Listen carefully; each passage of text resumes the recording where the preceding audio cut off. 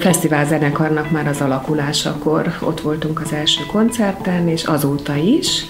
Ez egyre inkább egy baráti kör lett, tehát az ismerőseink, azok hasonlóképpen velünk egyre többen jöttek a koncertekre, és akkor kezdődött a patronusi támogatás.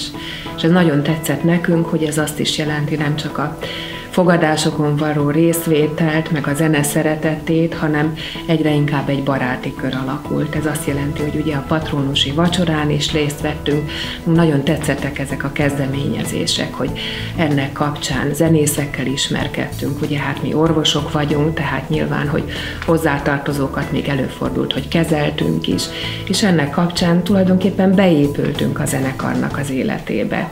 És ez nagyon tetszett, és természetesen ez adta az ötletet, hogy támogassuk is a zenekart, mi saját magunk is.